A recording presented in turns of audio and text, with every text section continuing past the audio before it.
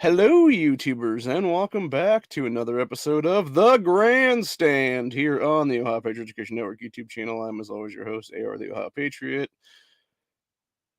And it is that day, baby. It is the first anniversary of Ohio Patriot Education Network and the first anniversary of constitutional carry in the state of Ohio. So, yeah, super psyched. 365 days later, wearing a 2A shirt here. Obviously, that was given last year from my buddy. Uh, so yeah, fun times, fun times. It's been a year since constitutional carry has become a thing now. I've been carrying pretty much every single day since then, and uh, not much has actually happened in the state when it comes to the whole blood in the streets thing that Mom Domain Action kept wanting to bitch and moan about every time that they were trying to fight against. Is what it is. They want to sit there and bitch and moan about like, oh, there's gonna be blood running in the streets, and it's gonna be the wild, wild west, and all this other horseshit they keep fucking saying every single time. And by the way, Ohio was the 23rd state to introduce the motherfucker. We should have been 22 and 22, and it really pisses me off that we weren't, because if you look at the actual history of constitutional carry going through the Ohio House here, you had that scumbag son of a bitch Shane Wilkin, who is a rhino sack of shit for sure. He held it up in committee, the House Oversight Committee specifically, for I believe it was about 8 months or so back in 2021. And that basically killed it for the majority of the time there, because the fucked up part was too, they had I think it was 5 or 6 hearings on it before it finally got to committee there, which is absolutely ridiculous. You only need 3, and it's like it should have gone after 3, dude. But yeah, he basically held it up. I don't know what the fuck his problem was. I think he's just an asshole is what it is. I'm pretty sure he's in the pocket of MDA and stuff like that's what it actually is and stuff like that. So, but or at least it might not be MDA actually for that matter. It could be fucking NRA for that matter for all I know, because they were the ones that kind of watered it down to at the end is what it was. You look at the history of the whole thing, and it was people like me under then Ohioans for Firearms Freedom who were fighting for this stuff for over a year and a half of our lives, and it turned from that into literally the last probably 2 to 3 weeks or so, give or take, of it actually going through committee hearings and going through I think it was the final committee hearings, and then it was the floor votes and stuff like that. All of a sudden in the last committee hearing, you basically had NRA show up at that point and completely water it down with Terry stops and stuff like that, which is absolute bullshit, non-constitutional, by the way. Terry stops have been unconstitutional since the 1970s when they first created here in Ohio. And the fact that we can actually prove to that in the last few months here, actually, because you can look at that OP Live show that was the successor to Live PD, and they do Toledo, Ohio on there, and it was about probably 2.5 to 3 months ago now that they pulled over some dude there who was 19 and was carrying legally. Unfortunately, with the way that Ohio wrote HB 227 and then what became actual constitutional carry, which was SB 215, you had it be 21 and over instead of 18 and over. So technically, if this kid was in the state of Indiana, he would have been carrying legally, because Indiana has over it's 18 and over at that point, which is how it should be nationwide at this point, honestly. But yet, because Ohio did 21 and over, now this kid caught multiple felony charges for mishandling a firearms motor vehicle. I believe it was that was one of them. I believe another one was having a gun under the age of 21 or something like that, like handgun under the age of 21 or something along those lines. I forget what the actual charge was, but it was basically a bunch of crap like that. And then basically they essentially turned him into a perjured person is what it was, which is absolute bullshit of itself, because you have an individual who, by all rights and everything else like that, had no criminal record up to that point in history. He just simply, I forget if he ran a red light that night or if it was that he had a broken taillight out or something like that. That's why they pulled him over. But either way, the dude had every legal right to be carrying, but yet, because of some stupid ass fucking bullshit in the thing, which I was totally against to begin with, I said from the start it should have been 18 and over, honestly.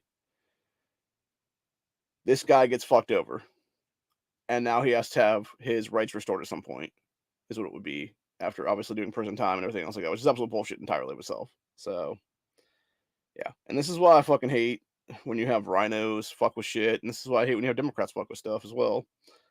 So, Anyway, but to get into the meat and bones of today, actually, we're going to do a couple of things actually here.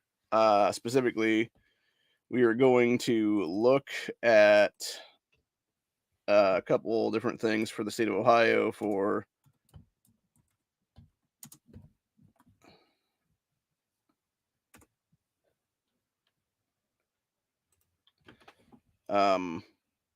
some things. I also want to make a couple announcements here. So basically, for those that don't know and haven't been paying attention to the channel lately, this is something I was actually going to say today for the first time, but then I obviously, because of shit happening last week, I basically let it loose about a week early almost, which is there is a thing in the Ohio Constitution. It's called Article 1, Section 2. And basically what it does, and we're going to go ahead and grab it up right now, actually, here, because I want to read this verbatim of what it actually is. Essentially, it's recall, is what it is. Technically, it's not really recall, it's removal, period. But for all intents and purposes, recall voting is what it would be then. So, Article 1, Section 2, right to alter, reform, or abolish government and repeal special privileges. All political power is inherent in the people.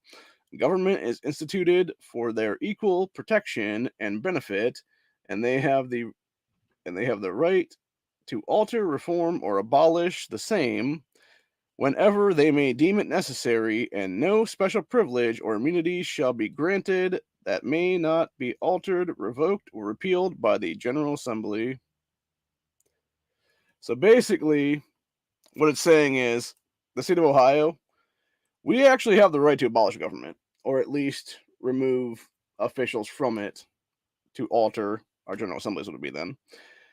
And to that note, this is what I plan on doing right now. I plan on leading a charge in the coming months to remove 26 oath breakers from our General Assembly. Every single one of them is Democrats, by the way. Just want to point that out. It's also about 95% Democrat Party currently in the state house currently right now.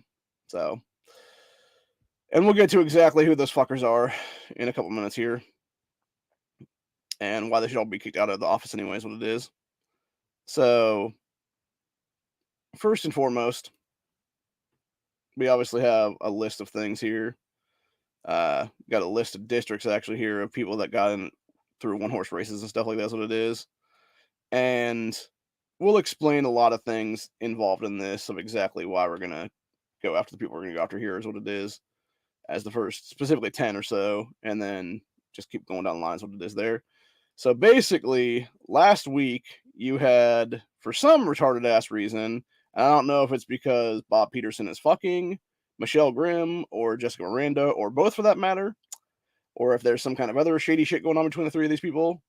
But for some reason, he gave both these females the ability to bring all Democrat-sponsored shit into the House Oversight Committee for hearings. Specifically, it was HB 170, which is red flag laws, and it was HB 175, which is safe storage laws. Both of which are unconstitutional. Both of which are completely illegal.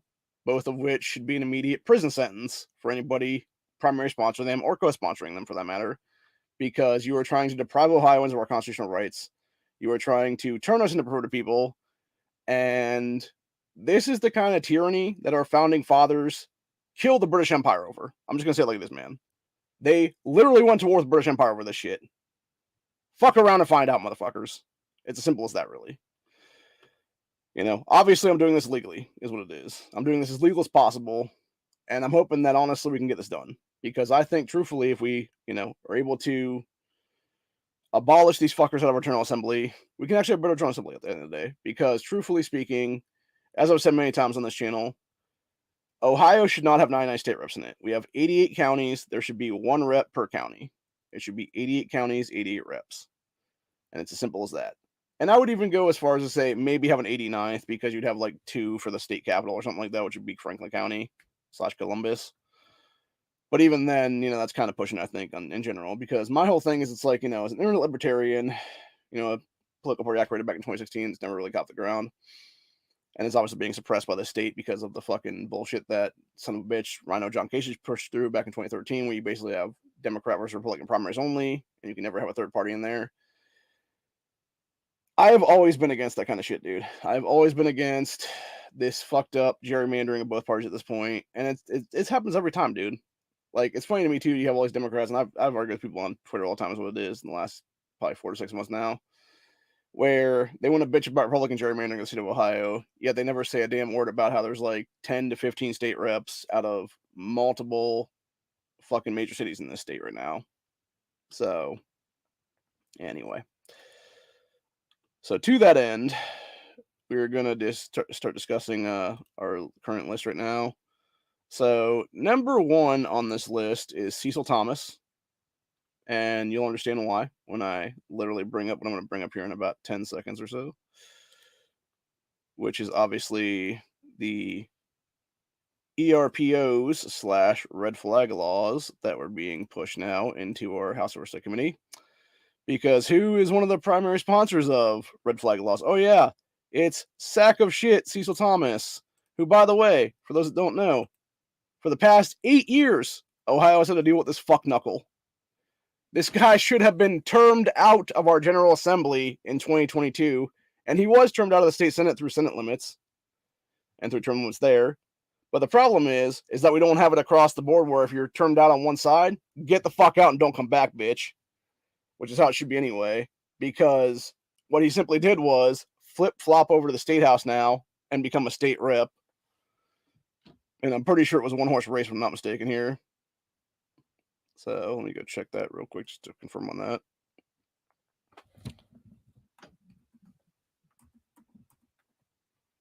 Oh, no. Sorry. He actually did beat some nobodies, what it was.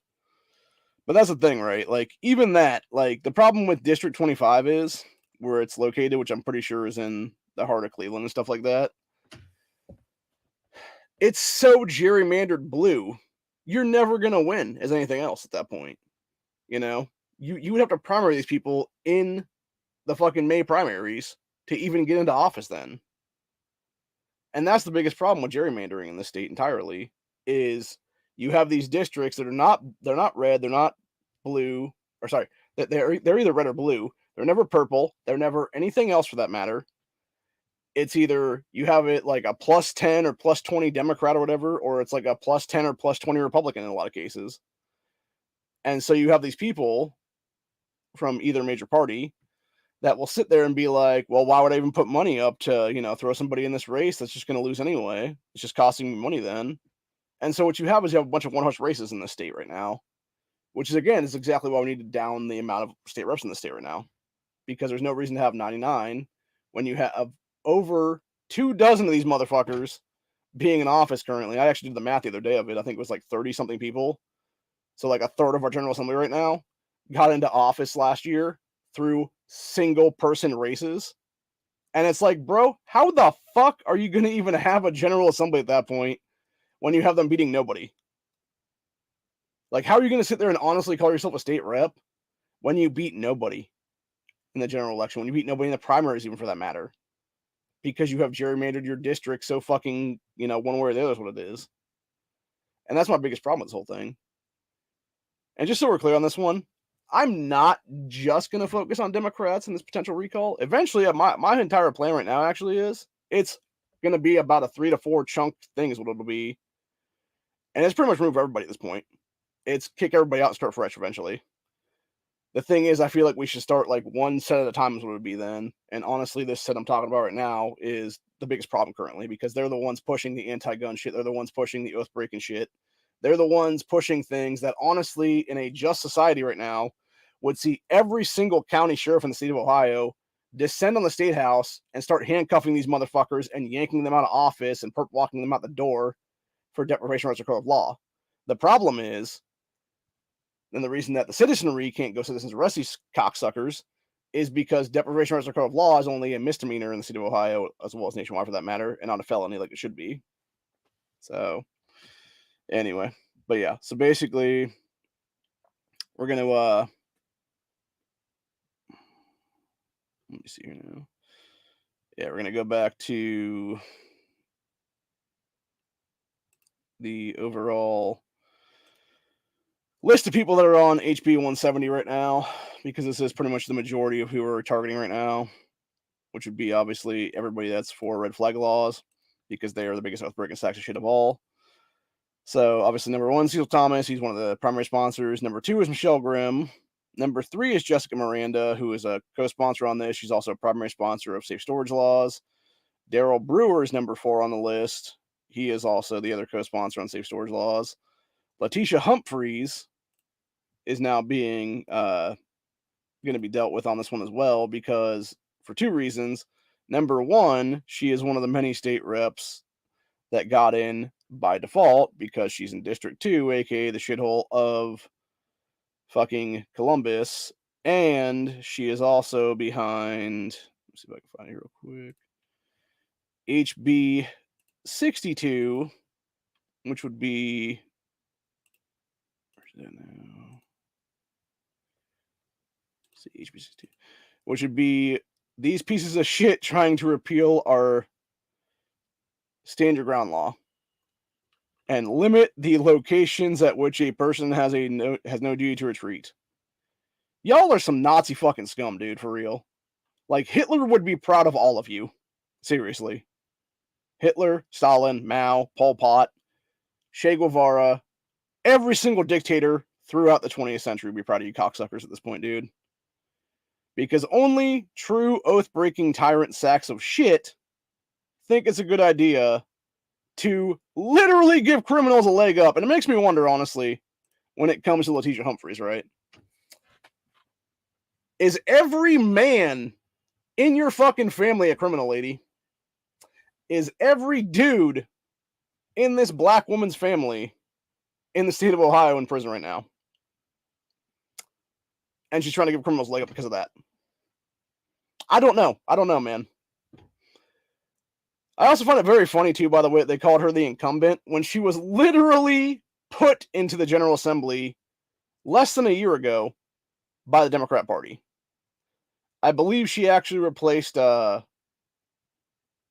Boyd, if I'm not mistaken. I want to say that's who it was, but it could have been one of the other ones. I'm not sure. There's a few different ones that got shifted around, is what it was. Because there was Janine Boyd, there was Stephanie House, and there was a couple other Democrats as well that got basically, they knew that they were about to be termed out of office or whatever, so they're like, oh, let me go run in this like city council thing and, you know, win that or whatever the case be, and then they gave up their seat is what it was after the fact. And yeah, it was during that time that Letitia Humphreys basically got in by default is what it was. And then and the thing about Letitia Humphreys as well, dude, is she always wants to play the fucking race card every single time, because that's the thing with the Democrat Party, right? When you start looking at these motherfuckers, they never, ever, ever, ever have an actual argument with you. So what do? They will literally pull out the race card every chance they get, obviously, for those that don't see it. They'll let me up a race card. So that was something I did like a year and a half ago or something. It's just been sitting here for the whole time. I didn't find it the other day. So, but yeah, they'll sit there and pull a race card, dude, because they know they have no real argument to anything, is what it is. And they'll be like, oh, you just don't like me because X, Y, and Z. And it's like, no, I don't like you because you're an oath-breaking piece of shit, lady. And you're sitting there trying to deny people their rights to literally confront criminals, is what it is. And the thing is, when you're a fucking criminal in the state of Ohio, and you're now being told, oh, you know, because of your Democrat buddies over here, y'all can go do whatever the fuck you want now. That's what completely destroys law and order in the state, and in this country for that matter. And it's why you have places like California right now that have the most mass shootings ever, even though they have every single gun control that you fuckers want. Here's what it is. It's why you have places like New York, etc., that also have high fucking crime rates because of, again, anti-gun laws on the books and literally incentivizing criminals. That's why, you know, going back to California or even Chicago or different parts of Colorado for that matter, when you have all these states right now run by Democrat governors and stuff like that, which obviously Chicago is a city within the state of Illinois, is what I should say on that one.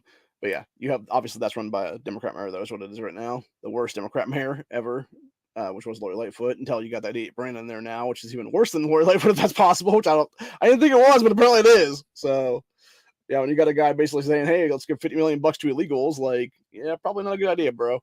But anyway, so basically you have these people who will sit there and implement gun control and claim it's all utopias and stuff like that when it's not. It literally turns a state from being a good state, or a great state for that matter, into a state that literally protects criminals. Because when the time comes the only people that are going to have guns are the criminals. When you disarm the populace, when you disarm the quote law-abiding or peaceful gunners like myself is what it is, the only people that will have firearms at that point would be the criminals. Why is that? Because the average citizen does not want to lose their rights, is what it is. They don't want to be jammed up. They don't want to be, put in prison for breaking the laws, what it is. Which, sorry to say, man, those laws are unconstitutional as fuck.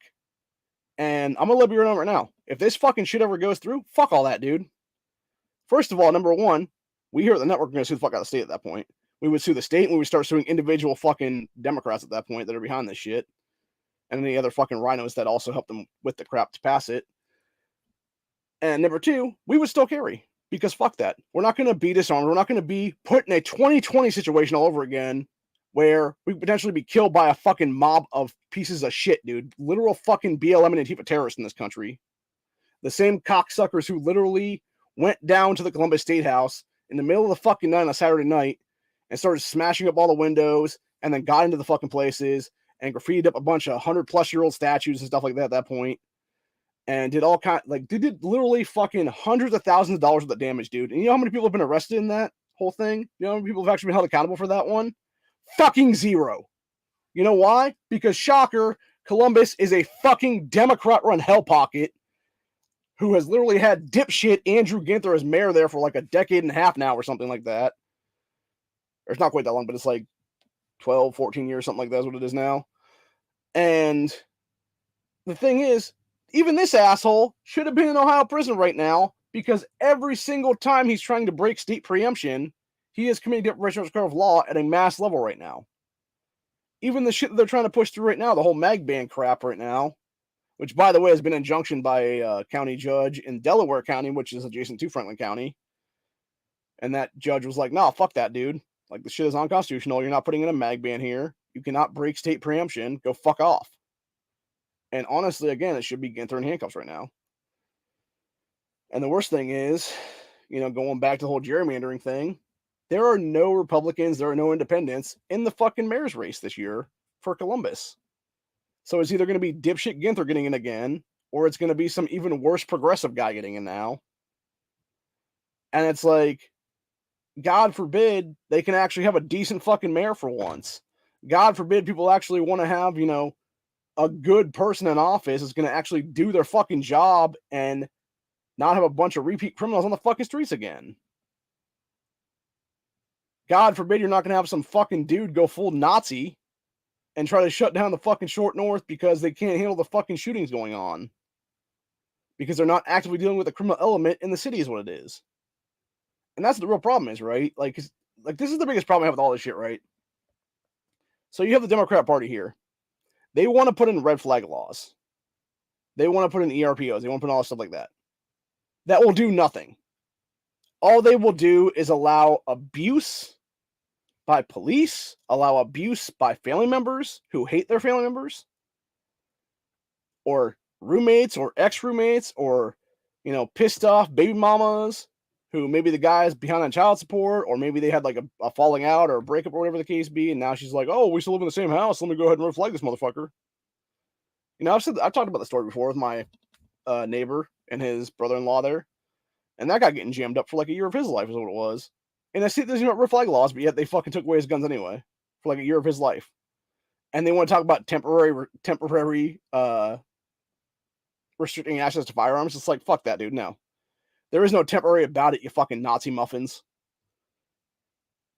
What you were doing is on the scale of Hitler's regime. You are doing Hitlerian shit. And I'll say it like it is right now, honestly. The only fucking reason that red flag laws have yet to be deemed unconstitutional at this point in this country's history is because of the fact that you actively have every single person that is hit with them being poor people like myself. If there was any rich person in this country that ever get hit with the red flag law, this shit would be up to the Supreme Court in a matter of months, and it would be deemed unconstitutional. But that's the problem. They never want to actually target people that have money because they know if they do, it's going to be a giant fucking 20-plus year scheme at this point that's going to be knocked out in 10 seconds, really. And that's the thing, right? When you actually look at the history of red flag laws, ERPOs, extreme protection orders, whatever you call them at that point, there's a bunch of different names for them now, is what it is. But basically, the history of them is they all started with Columbine.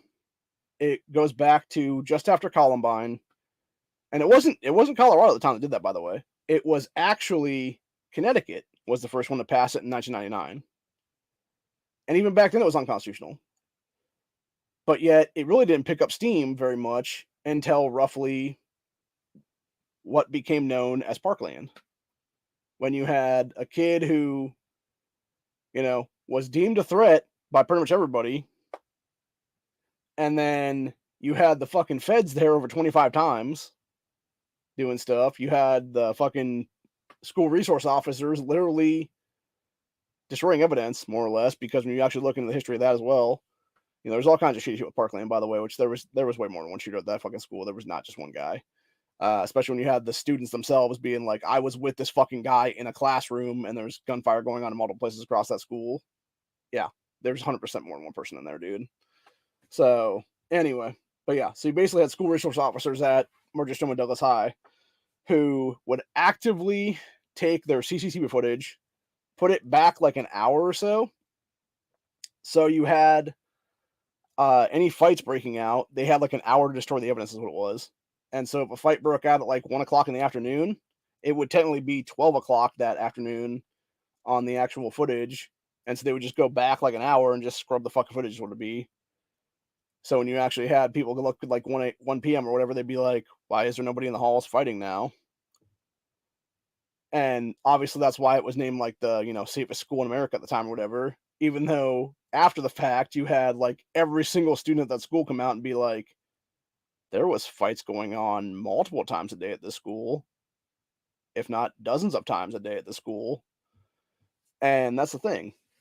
So yeah, it's all a bunch of shady shit, dude. And of course, that's what led to, the whole uptick of red flag laws and the whole March for Our Lives. A bunch of ass cocks like David Hogg and now his fucking literal Congressman Buddy Maxwell Frost, who again got him by default there because the kid was in a fucking gerrymandered blue district in Miami area of Florida, which again in of itself should be a district that doesn't exist anymore now in history, just based on it alone. But anywho, so basically going back to what I was saying though, the problem I have with these people is they're sitting there trying to push the most unconstitutional shit possible that never would fit constitutional muster for actually taking up to the court systems the proper way. But they'll do it because every single person that gets hit with it, because it's not a criminal court case at that point, so you have no public defender. It's civil court cases to get your rights restored. And so you have these people, a lot of them down there in Florida now because of the red flag law in Florida, who have been fighting for their lives and fighting for their gun rights and stuff like that to be restored now for the past several years, is what it is. Either being their own lawyers or, literally selling everything they possibly have at that point to afford lawyers to get back their guns and their gun rights, is what it is. And you want to sit there and talk about traumatizing, you want to sit there and talk about government tyranny, like that's the kind of shit we're talking about, dude. Like honestly, and I'm gonna say it like it is right now, the fact that we have not had another 1776 in this country already is shocking to me. It is shocking beyond belief that there has not been a second American Revolution currently, because of the fact that you look at how much shit in the past 5 to 6 years has happened in this country, and just the absolute tyrannical bullshit that's been allowed to go on and be perpetrated, and the fact that we're still just sitting here on our hands and doing nothing is ridiculous. That being said, I think in some cases the reason that it hasn't happened is because there are so many court cases right now that we're winning. When you actually look at what Firearms Policy Coalition and other pro-2A organizations like that are doing, they're suing pretty much everybody at different times. Here's what it is over different stuff, and they've won a lot of court cases. The problem is they still, or even Gunners of America or whatever the case be, the ones that actually have money, have never actually gone to try to do red flag laws up to the Supreme Court yet. And I think it's wrong. I believe it's one of the cases that could easily be knocked the fuck out in one shot. And to me, the fact that you're still having them not do that, not get a whole bunch of people together for like some kind of class action is what it is a bunch of shit, dude. Because you cannot tell me there's not dozens of people in Florida that are actually good folks that you have the rights restored at this point that got fucked over. You can't tell me the same thing with places like Arizona or New Mexico and stuff like that. Or no, it's not Arizona. New Mexico and then Colorado and places like that that also have red flag laws in them. Because there's a lot of people that have been fucked over and have been fucked out of their rights. You know, California's another one of them as well, dude. You can get a whole group of people just there alone for the red flag stuff. And the thing is, when you look at who actually causes this stuff, it's usually one person. It's one person that had the fucking, circle jerk of fail is what I call it, which is basically law enforcement not doing their job at that point. Had they actually done their job, it wouldn't be a fucking issue right now. Because even looking back to where California got their red flag law at, it was literally you had that piece of shit Elliot Rodger go on that killing spree, and he even said in his whole YouTube diatribe stuff, where he was like, "Oh yeah, if the fucking cops did the welfare check on me, had just asked to look into my room, they would have found his entire gun stash right then and there and been able to stop the fucking massacre from even starting." But yet the cops are too fucking lazy to actually do their job like that. And so they're like, "Oh, you're good to go, right, bro? Oh yeah, sure. Shut my door now." And it's like, nah, man, you're talking about a kid who had serious psychological issues, who was mentally institutionalized for years of his life at a time, should have been a prohibited person based on that alone, yet was somehow able to acquire firearms and then go on a killing spree later on. Which, by the way, that killing spree was actually originally going to be his father, his stepmother, and his stepbrother, I believe is what it was. And unfortunately, for the other people that were killed, those 3 people were out of, I believe his father went out of the country for that week or whatever it was, because his dad was like some producer guy over Hollywood. And he was like on some movie set or whatever overseas is what it would be then. And then the stepmom and the stepbrother decided to go do their own thing, whatever it was then. So he basically decided against different targets. That's what it was, which is basically him killing his roommates and then just going and killing a bunch of people in general society is what it was then. So, and of course, Scumbag Newsom, who is then Lieutenant Governor of California, then led the charge to be like, well, this is why we need red flag laws now to stop it from happening again, even though it's happened like, dozens of times since then. That's what it is. And it's the same thing with them talking about universal background checks, by the way, which is nothing more than, again, a Hitlerian gun roster, an actual Hitler-style gun registry is what it is. Thing is, universal background checks don't do shit, dude. Almost every single mass shooter in this country right now has passed a background check for a 4473. You know who hasn't passed background checks, though? You know who hasn't passed 4473s? Any politician in this country. Because they never would. Half of them would be disqualified from even owning a gun at this point because they're just lying sacks of shit is what it is, dude. So, anyway. But, so to go back to what we're talking about, though, with my, actually, we're going to go ahead and just see if I can screen share this right now.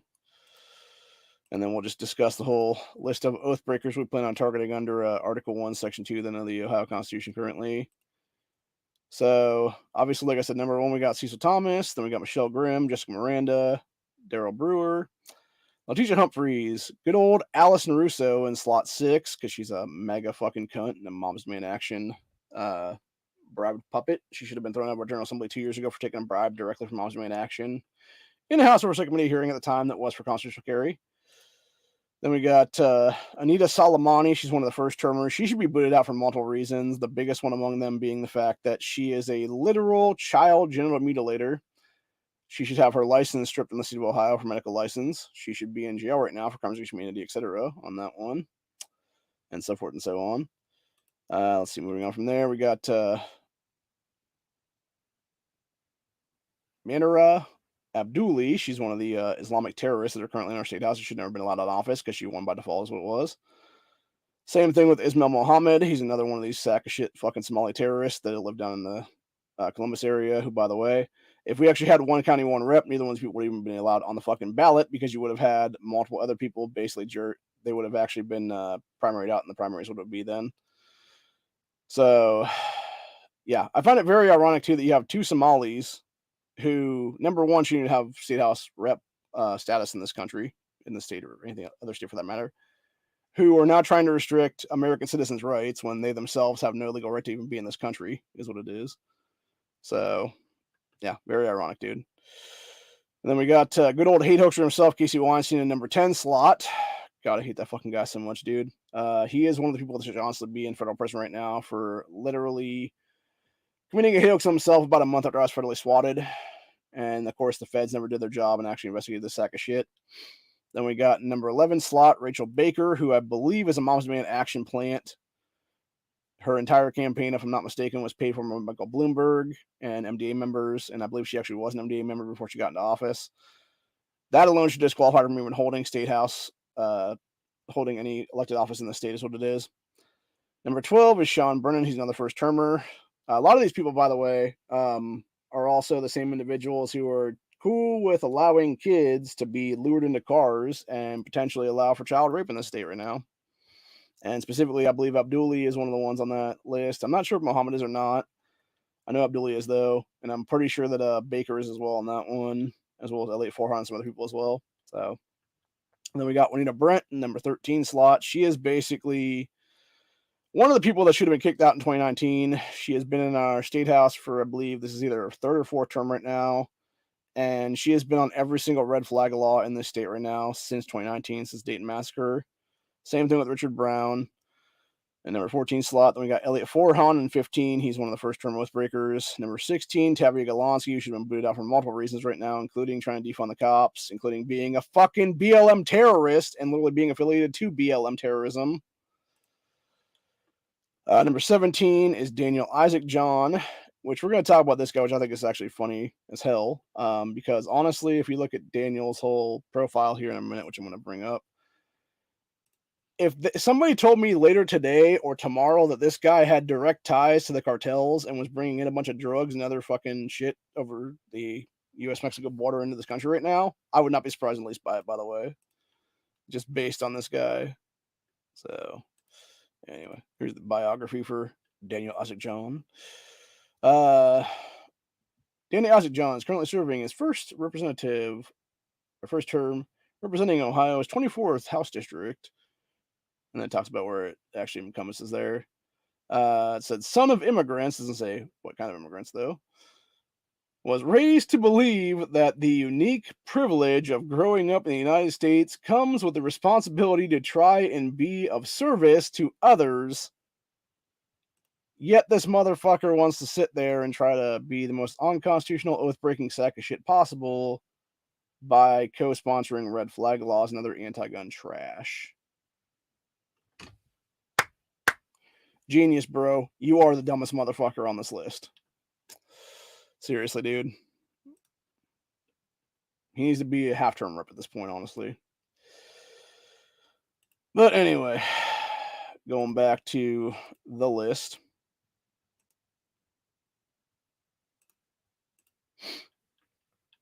Got Mary Lightbody. She was the dumb bitch and the old woman who was an ex-teacher in the state. She was also trying to give Amy Acton, the biggest criminal cunt ever, her own day after Amy Acton, then health director, was trying to fuck over our rights for years.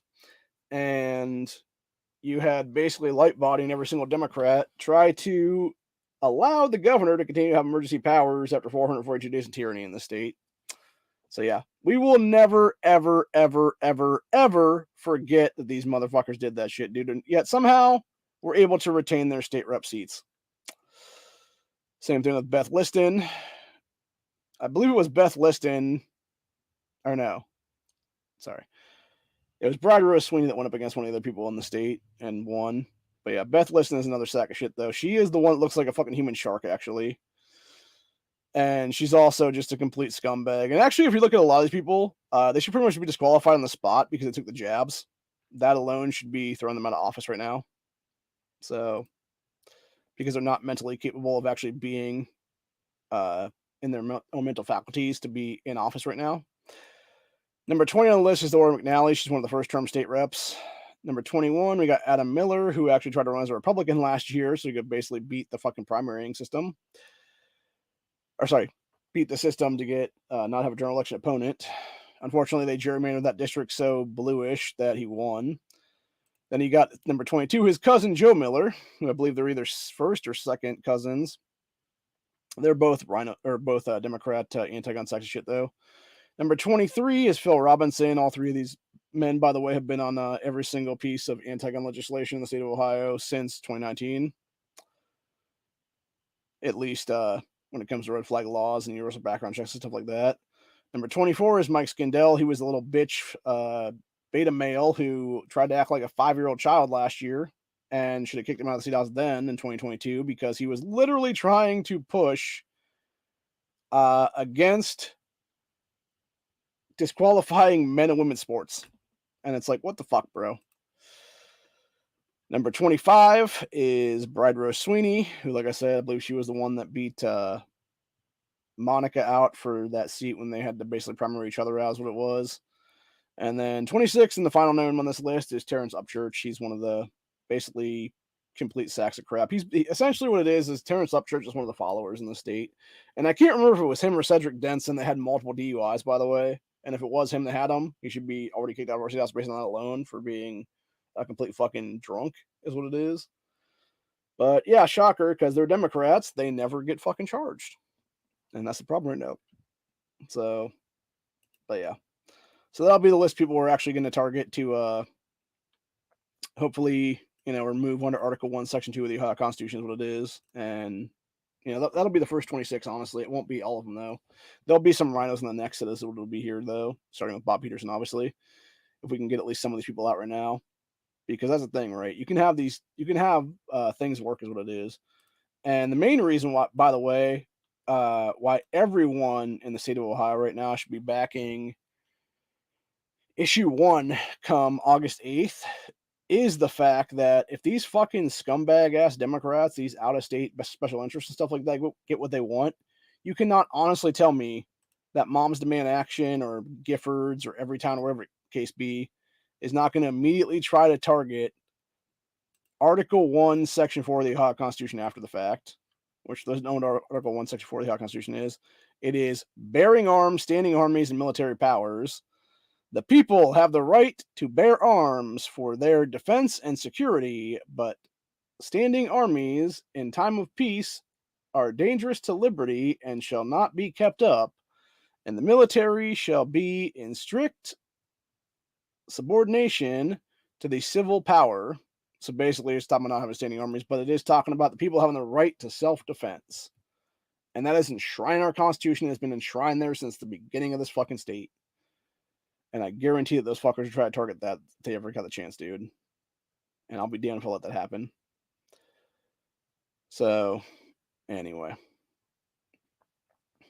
But to go back, though, and talk about one-horse races and stuff like that, and just people that, were very gerrymandered blue districts and stuff like that. Just some of the people that were on the list that we're going to be hopefully getting a chance to kick out here is what it is. So, like I said, you had Letitia Humphreys in District 2 who had nobody. She literally beat nobody to get in there. Same thing with Allison Russo in District 7. Same thing with Abdulli in District 9. Then you had Murray Lightbody beat some nobody in District 4. You had Brown, who shouldn't even be in office right now because he definitely screwed over Ronald Beach in that one. District 6, where Adam Miller won, was not really a win. Again, they basically gerrymandered it blue enough for him to get back into office like a third or fourth term now is what it is. Same thing with Beth Liston in District 8.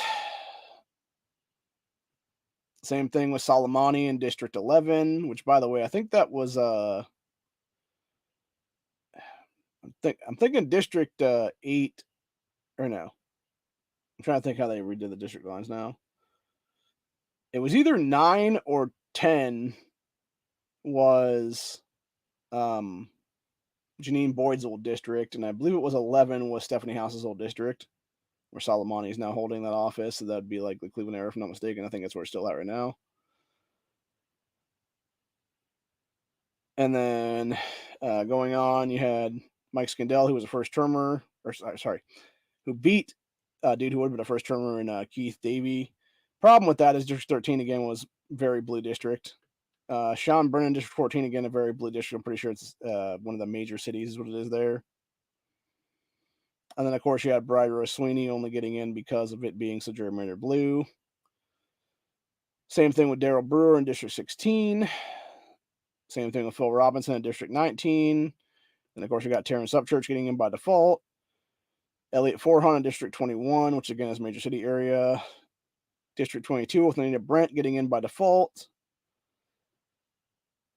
Let's see, Daniel Isaac John being the first termer there in District 24, which again is major city. Same thing with Cecil Thomas, who was already a known name. That's the big thing too, by the way.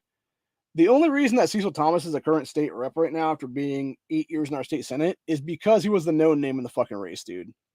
If it was 2 no names in that race, it could have gone either way, honestly.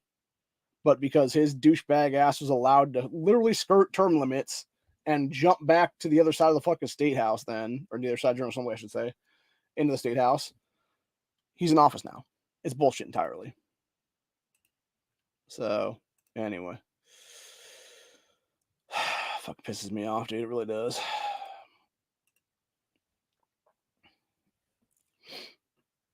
And then we got District 27, which is Rachel Baker's district, where she beat this Jen chick. I'm pretty sure that came down to like a few hundred votes, and I guarantee if Frank LaRose actually did his job, it'd prove that Rachel Baker's a fucking scumbag cheater in that one. Same thing with Jessica Miranda in District 28 there as a incumbent. She should have never been allowed to rehold office after that, dude, because, well, first of all, she should be in jail right now for multiple years of her life. And that alone should disqualify her from ever holding office in the state again. Same thing with the rest of these outbreakers that have been in more than one-term reps on this list right now. So, anyway. Going down the list, we got District 33 with Tabia Golonsky, who obviously is in the shithole of Akron area there. Casey Weinstein, who I'm pretty sure is like some suburb of one of the major cities, is what it is. And that's the only reason he's still in office right now. Let's see who else is on this list right now. Michelle Grimm, who actually did beat some nobody chick, is what it is. But again, I'm pretty sure that was like very close race on that one. Let's see here. Where's the other people?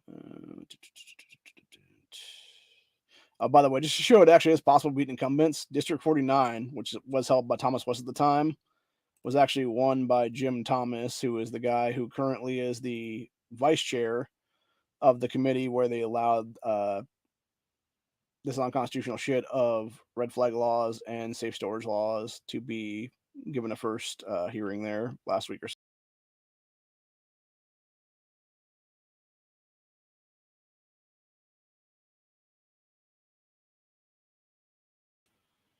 Sorry about that. Kicked myself out of the chat.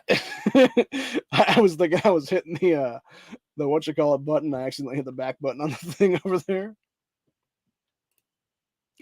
Very professional show, ladies and gentlemen. Very professional. But yeah, I was talking about Jim Thomas there, though. But yeah, I don't know. I don't know if it was him or if it was Peterson there, or maybe both that put that crap up there is what it was, dude. But either way, it's just scummy is what it is, though. I still haven't heard back from Jim's office, though. And he is pretty close to me. He's within, like, I think a 5-mile radius of me or something like that. So I could easily go, do like a 5-minute drive is what it is to go talk with him then if you really want to talk to me. But anyway. Where the fuck was I now? Oh, yeah, that's right. Going further down here. Okay, so we're at District 40-something. Yeah, 49. Okay. And then we had Joe Miller get back in because of being the incumbent there, obviously. Lauren McNally, who shouldn't even be in the state house because she won by default is what it was, because obviously nobody's going to do the fucking independent people or whatever, or the writing candidates or whatever there. Let's see. Is that the last one on the list? Sorry, I'm trying to check to see who actually won in these districts. Okay, so yeah, she would have been the last one on the list then. But yeah, that's what I'm saying. Like, you other people either get in by default, or it's like you're basically beating like next to nobody. Because I guarantee if you actually look at the actual results for that list, there's no fucking way, dude, that this Greg or this Eric guy even got like anything when it came to stuff. And actually, I'm going to go look at that right now and see if it'll be showing us the actual list of results here for the overall numbers and stuff there. Yeah, right there. Oh, actually, I guess they go. Interesting. I guess I was wrong on that one. So yeah, so she actually barely won then. So if that be the case, dude, like this, honestly, truthfully, then Greg kind of fucked over Eric in that situation, because if you combine both of those guys together, that'd be over almost 24,000 people right there with those two dudes. and you would have had them easily beat Lauren's ass. So if either one of those dudes had dropped out as an independent then, or whatever the case be, you would have had an actual independent there in the office then, instead of this dumb cunt. Yeah, she literally beat Eric by 1,600 and some votes is what it was. So you're talking about roughly 1,670-ish, I think, is votes is what it was there. 1,673, something like that. So yeah, if Greg had simply dropped out of the race, then you would have had Eric just win by default. Then is what it was, which is absolute bullshit, dude. That actually pisses me off now that I know that, dude. I actually thought it was going to be one of those ones where nobody's going to vote for these guys, but no, they legitimately had like actual support is what it was. Again, though, that's the problem. When you have these people that are in the major parties, though, you'll always have jackasses, and in many cases, Democrat voters is what it is, will always down ticket vote Democrat. And the same thing with Republicans for that matter. They'll down ticket vote Republican. And so you end up having these people that'll just fuck over your entire state house because instead of actually voting for the best person in the race, they vote for the biggest scumbag sack of shit on their fucking political party is what it is. So, anyway.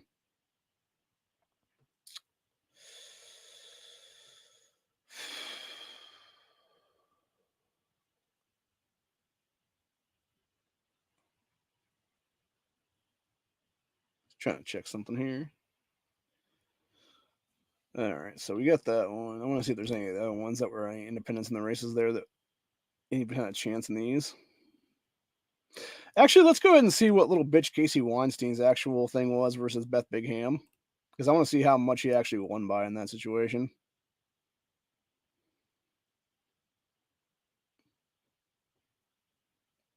Yeah, that was super fucking close then, dude. 27,174 Weinstein, 23,373 Bigham. So yeah, honestly, dude, like I'm gonna say it like it is right now, right? If the midterms had been a general election and you would have had President Trump on the fucking ballot, 100% Weinstein wouldn't be a state rep right now because you would have enough people come out and support Beth over Weinstein's ass in that district, dude. And that's the biggest problem I have with midterm elections and stuff like that, because you end up having this voter count that is much lower than an actual presidential year race is what it is. Because a lot of people that'll come out like every 4 years or whatever the case be, and it's like, oh no, I don't need to vote for midterms whatever the case be, even though I'm literally voting for a governor and stuff like that in my own fucking state or my state house reps and stuff during that time, or state senators for that matter even. And it's like, dude, no, you need to vote for those people every single time, because you know what happens then? They try to steal our fucking gun rights and the rest of our constitutional rights for that matter if we don't go out there and vote every 2 years. So anyway, yeah, it's a bunch of shit, man. But yeah, this is the fucking little douchebag who literally hit himself back in 2019, a month after I was federally swatted, and was never, ever, ever investigated for that shit. And you wonder why we hate Casey Weinstein so much here at the network. It's mostly because of that. And then also he wants to sit there and claim to be an Air Force military vet when the guy was literally jerking off some dudes at a fucking military base his entire fucked up career by trying to do lawyer stuff in some backdoor, back room, shady ass shenanigans is what it was, dude. I'm guessing he got real used to sucking dick back then, honestly, dude. So, anyway. But yeah, I didn't realize it was that close, but it was only like 4,000 vote difference and stuff. But yeah, even there, though, look at the primary, though. Weinstein got him by default, dude. So did Bigham, for that matter. Actually, that's interesting when you look at that, too. Go into their primaries and stuff like that.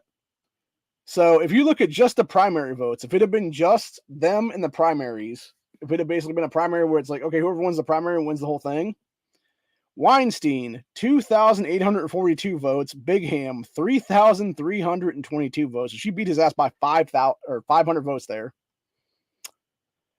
But yet in the actual general, he got it by less than 4,000 votes is what it was, like 3,800 votes, give or take. So, bunch of shit, man, all the way.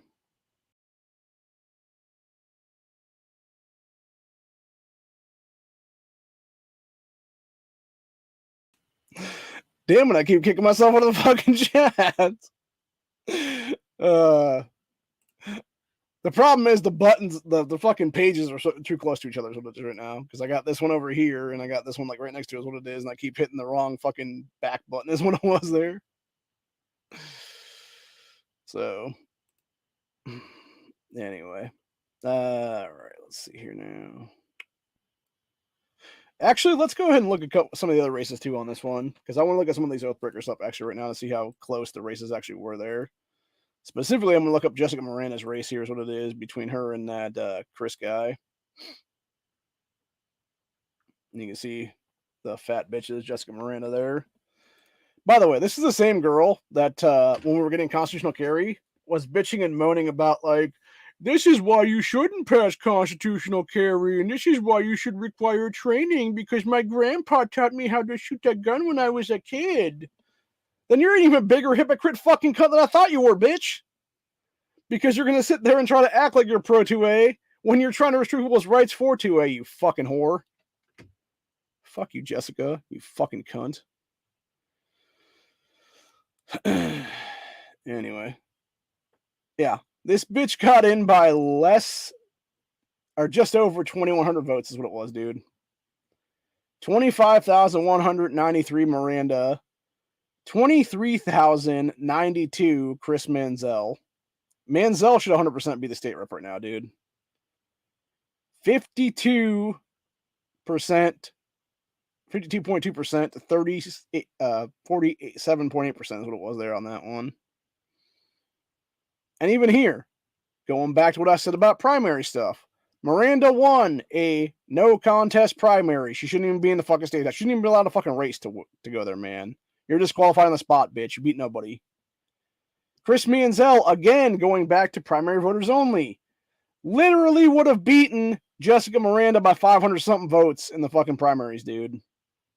He also beat this Kim chick by over 1,000 votes. And the combined total of that area was over 6,000 votes. Yet Jessica Miranda got 3,000-something votes, but yet somehow that 3,000-something votes somehow equated to 25,000 votes in the general election. What the fuck, man? It makes no sense at all. Makes absolutely no sense. How the fuck are you going to sit there and be like, oh no, there's no, like, I guarantee this is what happened with the Democrat Party, because Democrat Party voters, dude, are fucking lazy as fuck is what it is. So I guarantee they're like, oh, is there anything really we need to go out there and talk about for the state rep or whatever? No, she's in there by default. Okay, cool. Doesn't matter. Don't need to go vote for her yet. Just vote for her in November. That's what it was, dude. I guarantee it. And it's a bunch of shit all the way around, man. So, anyway. Let's go ahead and see how much Soleimani actually won by here as well. Which, like I said, this woman's supposed to be a doctor. She's a literal fucking child sex change doctor who should have already been literally in prison right now for crimes against humanity against kids, which she's literally fucking cutting kids' dicks off and shit. And cutting little girls' fucking tits off and stuff like that. And top surgeries. Yeah, she won by roughly 6,000. Not even 6,000. 5,800-ish or so, give or take. And then both people won their respective primaries by default. Obviously, looking at the primaries too on that one, this is definitely a blue district for sure, because you had her at 2,400-ish votes, and you had that Omar guy at like 1,200-ish votes, almost 1,300. So yeah, that was 100% a blue district for sure, or at least lean definitely blue is what it is there, which is damn disgusting, dude. I want to see how much Beth Liston got him back in by.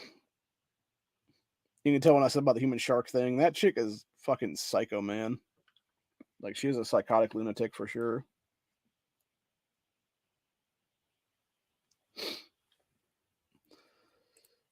Let's see here. So yeah, that was basically a 2-1 margin on her thing. She got like almost 70% of the vote on that one, so that's definitely a blue district for sure in District 8. Again, gerrymander blue, and you can get him by default is what it is usually. Let's go look up the Richard Brown results though on that one. Yeah, like I said, him versus Ronald Beach, dude. Richard Brown, 17,429. Ronald Beach, 17,284. There is less than 200 votes between these two men, dude. How in the fuck is Richard Brown even allowed to assume office at that point, dude? No, there should immediately be an automatic threshold. And if it's under 1,000, your ass is automatically getting fucking redone as well at that point, dude. And you cannot tell me honestly in some of these fucking districts, especially after the shit we saw in 2018, in 2020, etc., that you don't have people cheating their way back into office, dude. You cannot sit here and honestly tell me that there are not people who are being given the roles to count the fucking votes there and don't simply, oh, here's a Ronald Beach vote, toss, toss, toss, toss, toss. Oh, we got some Richard Brown votes, toss, toss, toss, toss, toss in the good pile. Yeah, there's no fucking way. And honestly, at this point, I wouldn't be surprised if they just cheated his way back into office. They're just like, oh, we need a couple hundred more votes. Okay, cool. Where's the ballot box? That's stuffed. Here you go. No fucking way that guy's holding the shit legitimately at this point, dude. So anyway. Sorry, I'm looking at my because my internet keeps going dippy right now. Keeps going back to 1 and then up to 2 and then back to 1 and up to 2 and back to 1 again. So I don't know if I'm coming in clear or not right now. I look like I am, but my audio might be messed up or something. So anyway, let's see if I can grab this back up real quick because I want to talk about like one more race I think in here. Yeah, let's talk about the Muhammad race there because he did beat some guy named J. Joe Lansing. Okay, so again, going back to places that really shouldn't even be a district is what it is, dude. You had this dude who took like 80% of the fucking vote count because obviously it's a Somali fucking terrorist area there that he fucking won by. 21,477 voters to Lanning's 5,214 votes. Like, again, this is why we need to have one county, one rep, dude. And then when you even have the primaries there, and it's like, you mean to tell me that somebody couldn't have got a couple hundred more votes and just beat this dude out, man? Like, this Kelly woman couldn't have done it. She was less than 100 away right now. Could have had any of these other people be like, no, I'm giving my vote counts to her. Honestly, that lowest person should have been like, no, I'm going to give my 300 to her is what it is. And then they just beat Muhammad by default is what it would be then. So, yeah. It's a bunch of shit, dude, entirely. And then, like I said, we got fucking that piece of crap, and then we got this Abduli bitch as well in here.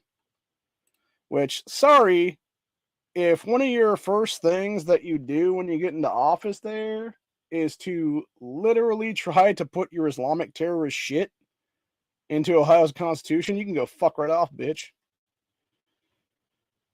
Seriously. Like, this is the problem, dude. Like, why are we allowing people who aren't even legal citizens of this fucking country to hold state house rep seats or literal fucking federal rep seats for that matter with the pieces of shit like Omar? Ilhan Omar specifically is what I'm talking about there. It's absolute insanity, dude. Like, honestly, going back 22 years now to when I was a then 16-year-old kid. How the fuck did Islam even exist in America after 9/11? I just don't get it, man. It should have been immediately bang, banned for life. Because even if you look at the founding of this country, man, there's a reason that founding father Thomas Jefferson had copied the Quran. The same Quran that Omar, by the way, took her office, sworn into office to. It's because he knew who his fucking enemies were. He knew that his enemy was fucking Islam. It's why our founding fathers had banned fucking Islam in America in their own time. And the fact that it still isn't banned to this day is fucking bullshit, dude. When you have this entire thing, this entire set, this entire group of people who want to sit there and restrict every single thing possible and then just take over and take over and take over. Why would you ever let them in your country? It's just insane to me. It's fucking psychotic. And why are Abduli and Mohammed, why are they currently in the Ohio State House? Oh yeah, that's right, because fucking piece of shit Barack Obama went to then piece of fucking shit Governor John Kasich and was like, hey Kasich, take all these Somalis into your state. Okay, Obama, let me fucking suck your cock. That's what fucking Kasich did, by the way. This is what pisses me off, dude. I don't care who the fuck you are in any position of power in this country, if you are a sitting governor or not. If there is going to be anything where somebody is saying to you,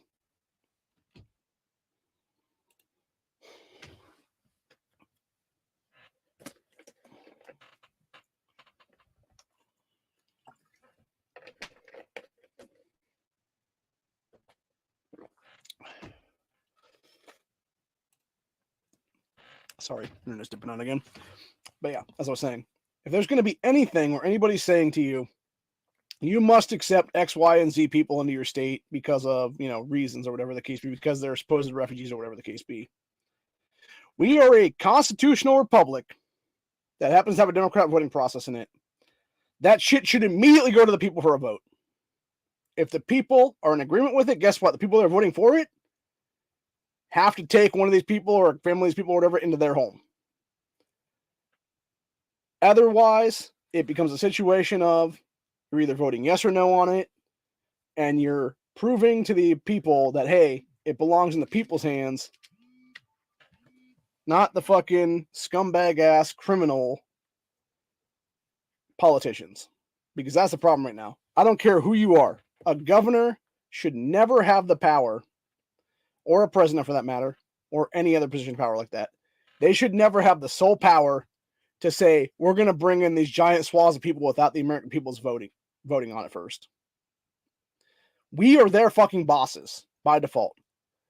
The constituency is their bosses. And if they're going to sit there and they're going to attempt to do something that completely fucks over our country, no. It goes to us. And by the way, we have the ability under the Constitution too to remove them from office at this point, dude, under tyranny. Because they are tyrants, they are scumbags, they are fucking actual sons of bitches, globalists, pieces of shit, pedophile demons who are trying to fuck over our country, who are trying to fuck over our rights, and who are trying to fuck over everything that they possibly can right now to ensure that we have a one world government eventually. Fuck that. Fuck that shit, dude. America is one of the last bastions that has constitutional rights, that has the right to keep and bear arms, baby. And I, for one, will never, ever, ever give up that right. And I guarantee if you ask many, many other Americans in this country, especially governors of this country, they would say the exact same fucking thing verbatim. We will never allow a tyrant to put their fucking boot on our necks ever again. Especially not for 2020, motherfuckers. And again, going back to half of the pieces of shit I've said in this list right now, over half of them right now shouldn't even be in the Ohio State House right now based on the fact that they were literally for tyranny in 2020. They were literally praising lockdowns, praising unconstitutional, illegal mask mandates, etc. That alone, get the fuck out of office, cunt. Should have been immediately fucking some sheriff's deputy, whatever the case be, bitch slapping them across the face, spinning them around, and fucking yanking them into handcuffs. And removing them from office at that point. So I will be goddamned if I ever let these fuckers try to put red flag laws through my state. If I ever let these fuckers try to put safe storage laws through my state. If I ever let them put through any anti-gun shit for that matter. Without a fucking fight. And that fight starts by literally removing them from office under Article 1, Section 2 of the Ohio Constitution at this point. So over the next several months to the end of the year, I will be doing my job, and I'm hoping everybody else does theirs as well. Because we will be circulating petitions throughout these counties, throughout these districts that these people are in, and we will be trying to remove them from office. And if we have enough signatures, we will be able to literally do that. And if that means having a vacancy or if that means having an entire district go bye-bye, that's what it means right there. If it means combining that district into the other district, then okay, cool. Good to know. Because like I said, honestly, when it's all said and done, we should not be a 99 county district. Or we should not have 99 districts in our state. It should be 88, man. 88, one for every county. There's 88 counties, there should be 88 reps. If there's 88 counties, there should be 22 state senators, not 33. I don't care if they want to sit there and talk about, numbers or 100,000 here, whatever it is there. No, dude, I don't give a fuck about that. I don't care if you have one county that has 100 people in it and another county that has 1,000,000 people in it. They should both have one representative each. It's as simple as that. But yeah, on that note, a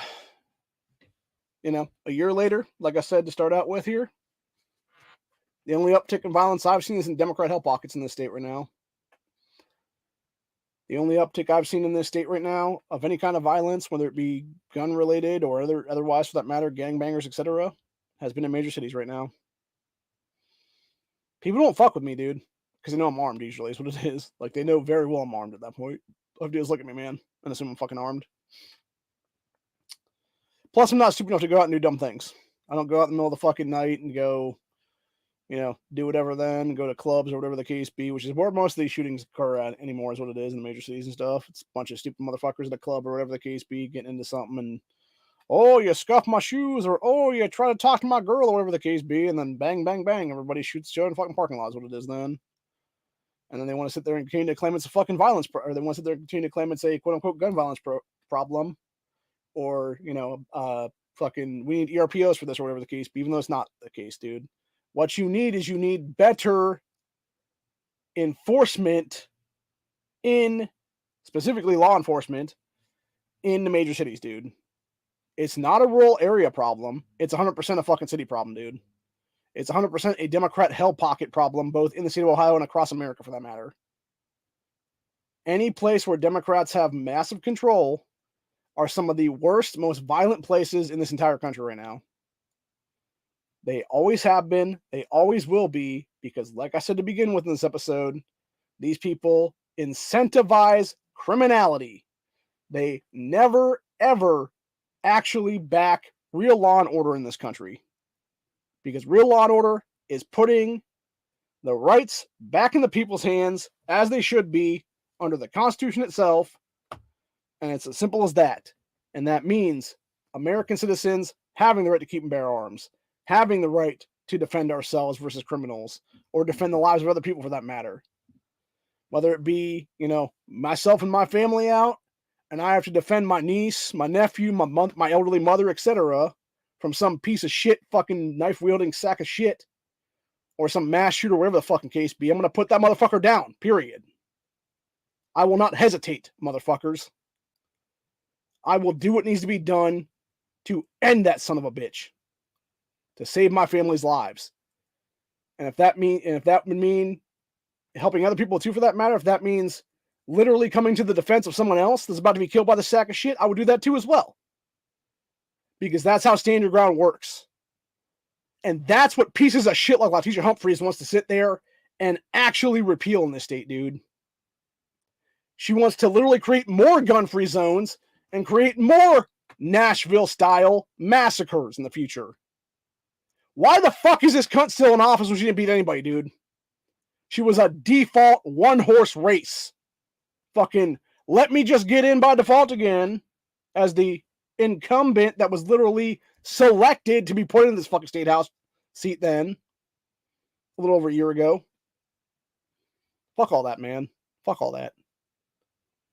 Same thing with that retard Dontavius Jarrellis, for that matter, dude. He's the biggest sack of shit of all of them, honestly, dude. That dude wants to sit and play the fucking race card, by the way, recently. I didn't even mention him at all in this episode. I'm going to mention him right now, actually, at the very end here. This dude is literally trying to bring HJR2 to the fucking forefront that would, and I quote, House Joint Resolution number 2, which is, Let's see. Amend Section 6 of Article 1 of the Constitution of the State of Ohio to prohibit slavery or involuntary servitude in Ohio for the punishment of a crime. Pretty sure there was a reason that's still in our Constitution, by the way, at a state level. Probably because nobody ever decided to take it out, is what it is. Be number one, I'm guessing, on that one. But also the fact that you probably had people who, even in today's standard, should kind of be in voluntary servitude for the crimes they're committing right now. And in that case, I'm kind of wondering, honestly, with that whole thing, if that would actually take out the ability for judges to be like, hey, I'm going to make this kid go do, like, clean up graffiti and shit like that as an alternative to, like, juvenile hall or whatever the case be. I don't know. It would be interesting to see on that one, though. I don't know if that's going to happen or not, though, but it will be interesting to see, though. And like I said, my biggest thing with that is it's like, why is this? Why the hell are you even waste? Like, this is the thing, right? Like, you look at things that these people waste time on, or bills that they submit to waste time on, and it's like, the fuck are you even doing wasting time on this, man? Like, seriously. It's so stupid. And again, it just shows the priorities of a retarded ass corrupt government. When you got people that are all like, oh yeah, it should totally be done away with now. Totally be done away with now. We're not racist at all. You never were, dude. You were, seriously. Like, and I'm gonna say this right now to Phil Plummer out there, because I actually, I talked about you before, dude. I think you're a good dude, honestly. He's, as far as I'm aware, he's pretty pro 2A is what it is. The thing is, like, him being the other, primary sponsor on this bill with Dontavius Jarrell's, it's like, it's not like you were the one that wrote the motherfucker to begin with, dude. Like, they're not going to sit there and call you even if they sit there and try to call you a racist or something, dude. Like, you're not, obviously. And even if they try to make that fucking claim, it's just a bullshit claim, dude. But yeah, I totally understand, like, a time in history where this had to be a thing, is what it was, Because obviously back in the day, you had indentured servitude and stuff in this country. You had people that came here and, were trying to live a better life, but unfortunately, they were basically sold into servitude from people. It was like an old caste system, basically, is what it was back in the day. And ironically enough, when you look at it now, honestly, what they should be doing on that one, not only should they be doing with this, though, is what it is, they should be doing away with other stuff in this state right now, which would be like caste systems in our tech industry and stuff like that. Because when you look at the tech industry, what it is right now, you have a whole bunch of motherfuckers in the tech industry currently who are a bunch of Indian foreign nationals that come into this country on H-1B visas and stuff like that is what it is. And then they'll sit there and you'll have this fucked up, crazy caste system, whereas these dudes that have been there for like X amount of years and are technically like, I believe, naturalized citizens now or something like that, are pretty close to as what it would be, that are like at the very top of the fucking, list is what it is on the bosses and like sort of under bosses and stuff like that, like your various like managers and whatnot there in these places. And then you have these guys coming on these visa holds and stuff like that, who are being told like, oh, if you don't do what we like, we're just going to send you back to India then. And they basically take their visas, what it is then. And what it does is then you have this industry currently where you have all these, various people in the high schools and stuff like that, these principals, etc., teachers, all the people like that, telling people, oh, you need to go and get a tech degree and stuff like that. Yet, if you're white, black, Latino, otherwise in the United States of America as an actual naturalized citizen or an actual citizen by birth is what it is, you get fucked over because you're basically at the very bottom of the fucking caste system at that point. Because you have these people at the top that are all the Indian foreign nationals, all the way to the fucking, down to like the very, very bottom rung and stuff like that. And then it's basically you underneath everything is what it is. As an American that doesn't put up with this caste system bullshit. And they're like, oh no, you're never getting anywhere, dude. You're just going to be a basic bitch all the whole fucking time you're there is what it is. But yet we allow these tech companies to continue to remain on is what it is. This kind of shit going on. It's fucked up, man. It really is. And like I said, I'm not against getting rid of some of this shit, dude. The problem is, it's like, my issue is like, okay, why now? Why are you trying to make this a priority right now? Why are you trying to make it about race right now kind of thing, Going into potentially the next presidential race is what it is right now. And I think that's the biggest problem right now. It's that kind of stuff, dude. Like, again, this is the problem I have right now. It's like, okay, if you wanted this to be such a big fucking thing, why didn't you do it last General Assembly, Dontavius? Why didn't you do it in your first term, buddy? Why'd you wait until the second term to pull this shit then? Oh, yeah, that's right. Because last General Assembly, your fucking piece of shit ass, Dontavius Jarrells, was one of the fucking primary sponsors on ERPOs in the 2021-2022 General Assembly, motherfucker. That's why. Because it was you and that bitch Allison Russo who were the two main primary sponsors of red flag laws back then, and it went nowhere back then, bitch.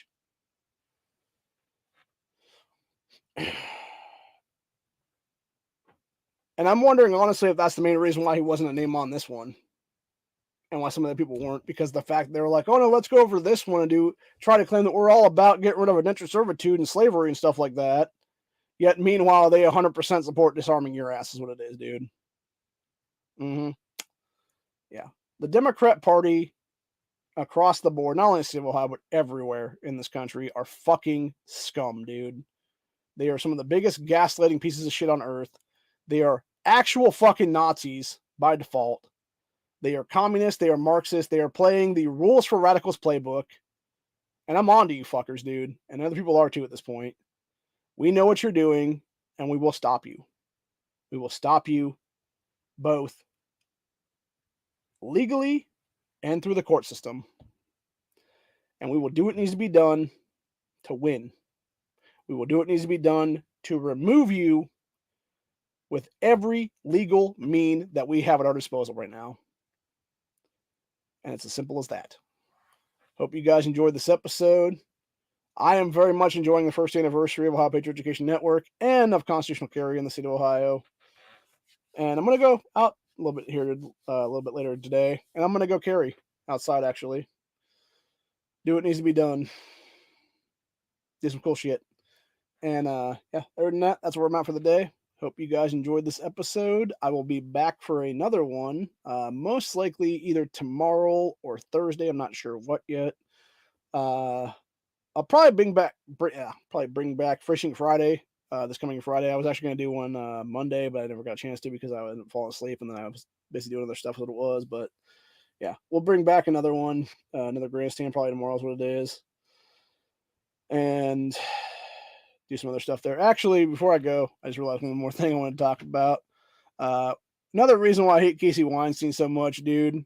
This motherfucker was trying to play the race card on Twitter the other day, and I'm trying to see if I can find this stupid ass tweet now is what it is.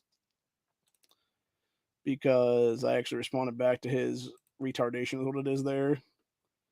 So let me see if I can find my reply to that. I don't know if it's still in my thing or not here.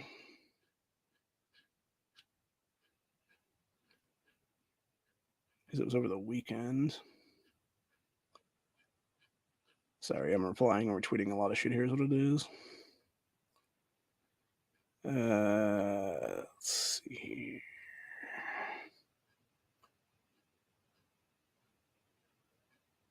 Jesus.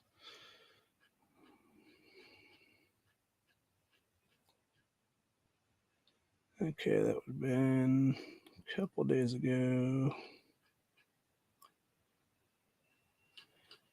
Wait, is that retweets only or is that replies? Just realized that. I think I'm on the wrong spot.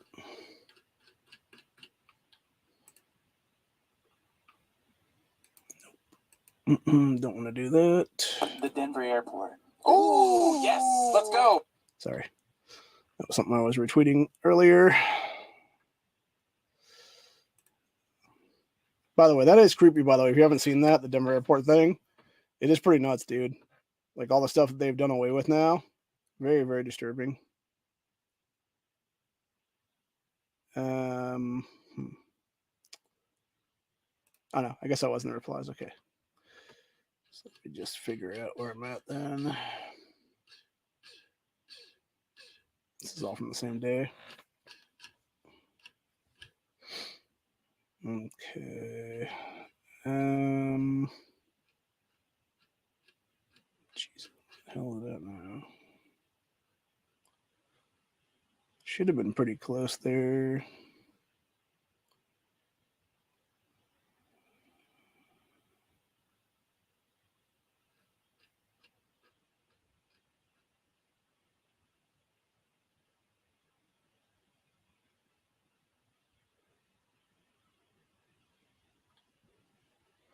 Oh yeah, here we go. So you had sack of shit Casey Weinstein play both the sex and the race card the other day during that fucking tweet, where his dumbass said, and I quote, "Fun fact, had issue 1 been the law of the land, voters would have rejected a constitutional amendment clarifying that women could vote and amendments allowing African Americans and women to serve in Ohio's National Guard. But tell me again how it's going to get us, how it's going to be great for us." To which my response was, "Well, we wouldn't have hate hoaxing piece of shit clowns like you in the General Assembly who constantly play identity politics every 5 seconds because you have no real argument." So yeah, it's true though, man. Honestly, like this dude, and that's the thing, right? Like, I should not know that Casey Weinstein is a Jew, but he wants to sit there and fucking say it like every fucking other tweet on the damn thing, dude. Or he wants to go there in the state house and be like, "Well, as the only Jewish Ohio fucking representative in the state house," or whatever. It's like, shut the fuck up, dude. Stop playing daily politics. How about you actually do it on the merit, motherfucker? Oh yeah, that's right. You have no merit because you literally had to hate yourself while you were trying to push mag bans after the Dayton massacre. You fucking cunt. And you wonder why people like me hate your ass, dude. You wonder why people like me hate your fucking piece of shit oath breaking ass that should be in a fucking federal prison right now for hate hoaxing yourself. And not only that, but also in a state prison on top of that for other years of your life for literally trying to deprive the rest of us of our rights to keep and bear arms in the state. It's funny to me that people always, they want to talk about fucking, Nazi Germany, stuff like that, or they want to talk about history and stuff like that, but they never actually talk about the real stuff of what it is, dude. There are a lot of people back in them days, dude. A lot of people that were part of Hitler's SS that were actually Jews. Yeah. And they killed others. Not to mention, there wasn't just Jews killed during the Holocaust either. It was also other people, dude. It just happened to be that the Jewish people were the highest level, was what it was there. Most of them was what it was. But yeah, there was also other people, dude. There was the elderly, there was the infirm / mentally, like either had Down syndrome or had, some other thing like autism or Asperger's, or whatever the case be, or some other kind of mental issue like that or whatever. Or they actually had schizophrenia and stuff like that as well, for that matter. And then you also had, gay people and trans people back then that were also killed by Hitler. So it's not just like one group of people, it was a bunch of group of people, dude. It just happened to be these other groups were like much smaller in numbers, is what it was. So, yeah. And not to mention, there was a lot of, the funny thing too on that one, well, not funny thing, but sort of sad actually is what it is there was a lot of SS soldiers that didn't want to kill people, dude. There really was. They literally had to have a gun put to their head to pull the trigger on other people, is what it was. But nobody else talk about that shit, though.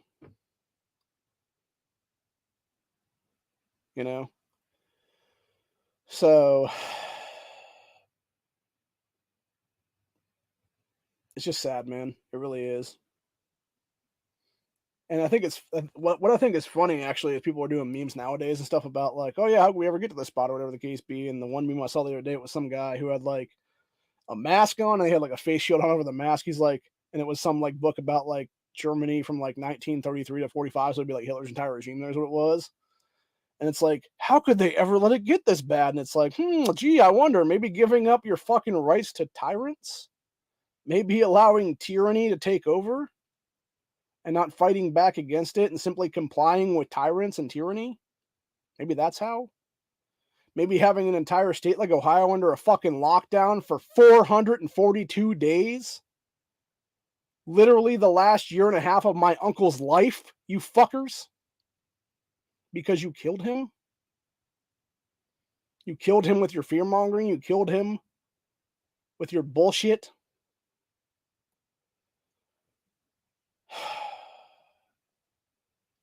Yeah, you wonder why I'm coming for your jobs at this point, dude. That's why, honestly. You took my family from me, you fucks. And you think I'm not going to want retribution for that? You think I'm not going to lead the fucking charge? You think I'm not going to be pissed the rest of my fucking life? You got another thing coming. And that's why we'll Article 1, Section 2 your asses. Because I've had it. I've had it across the board, dude. I've had it with these fuckers that should already be in prison 4 or 5 fucking years ago. Still sitting in our state house right now. When they should have already been under multiple deprivation of rights or call of law charges, multiple misuse of personal gain charges, multiple oath-breaking charges, multiple actual fucking felony charges for bribery scandals and hate hoaxing scandals, etc.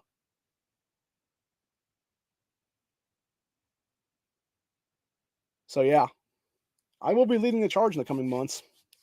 The network will work on these things. We will get other people involved across the counties, across the other districts. And we will start removing these people under Article 1, Section 2 of the Ohio Constitution. Because I've had it. I've had it with this shit, dude. I've had it with tyrants winning. I've had it with tyranny being allowed to remain in effect. And it's as simple as that. Hope you guys enjoyed this episode, and I will see y'all in the next one.